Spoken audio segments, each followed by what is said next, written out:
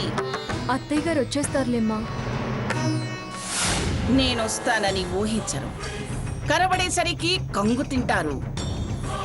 ఆ భయంతో నేను చెప్పే పని లేకుండా సావిత్రి, సీత రెచ్చిపోయి వాళ్ళ గతాన్ని వాళ్లే చెప్పుకుంటారు. చెప్పా పెట్టకుండా పెళ్లి కొడుకు పీటల మీద నుంచి లేచిపోతాడు. కథ కంచికి, నేను ఇంటికి. వాళ్ళీసారి ఏటికి కొట్టుకుపోయి సముద్రంలో మునగడమే. క్షీరోదన్వత్ప్రదేశే శుచిమణి విలసత్సైకతే మౌక్తికానాం మాలాక్లుప్తాసనస్థస్ఫటికమణినిభైర్మౌక్తికైర్మండితాంగః సర్వదోష నివారణార్థం రాహు కేతు మహాకాళి ప్రీత్యర్థం కూష్మాండ పూజ ప్రారంభం.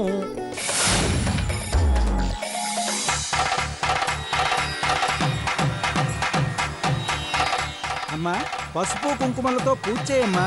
శాంతాకారం భుజగజైనం పద్మనాభం సురేశం విశ్వాకారం గగన సదృశం మేఘవర్ణం శుభాంగం లక్ష్మీకాంతం కమలనయనం యోగధృత్యానగమ్యం. అష్టోత్తర శతనామావళి పూర్తయింది. అమ్మవారి ప్రీత్యర్థం కూష్మాండ ఖండన చేసి నైవేద్యం హారతి ఇస్తే సరిపోతుంది.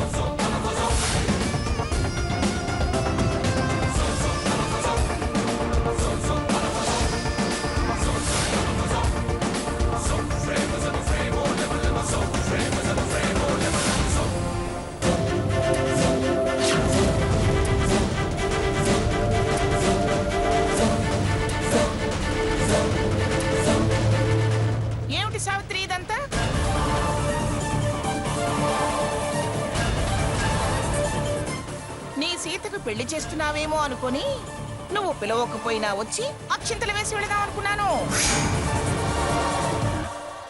అయినా ఏమిటి, ఏవో పిచ్చి పిచ్చి పూజలు చేస్తున్నావు. శపథం నెరవేరటానికి కార్యసిద్ధి పూజలా లేకపోతే శాంతి పూజలా? మేమెలా కనిపిస్తున్నాం మీకు? పూజల్లో పిచ్చి పూజలుండవు. అమ్మా సీత, నువ్వు ఆగమ్మా. ఎందుకుండవు? క్షుద్ర పూజలు పిచ్చి పూజలే. మేము క్షుద్ర పూజలు చేసే వాళ్ళలా కనిపిస్తున్నావా? అవసరాలు మనిషితో ఏమైనా చేయిస్తాయి. ఏమో నన్ను పిలవలేక చేయిస్తున్నారేమో. అమ్మా, అది నువ్వు ఆగవయ్యా పంతులు. పిండి గారు, మా భయాలు మావి. ఏదో అమ్మవారికి శాంతి పూజ, రాహుకేతువు పూజ చేయిస్తున్నావు. అదే అయితే ఆ గుమ్మడికాయకి ఆ బొట్లెందుకు పెట్టారు?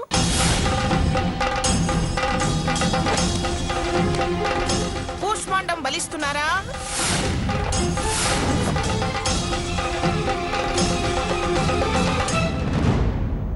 అవతల నీ కూతురు కడుపుతో ఉందని తెలుసు కదా, ఇలా ఎలా బలిస్తావు? అమ్మా, దానికి దీనికి సంబంధం ఏంటమ్మా? ఉందయ్యా రామచంద్రయ్య,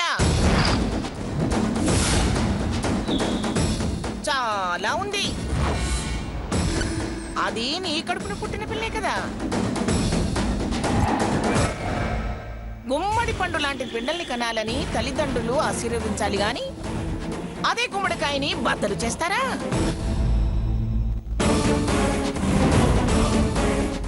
ఆ కీడు దాని కడుపులో ఉన్న బిడ్డకి తగలదా?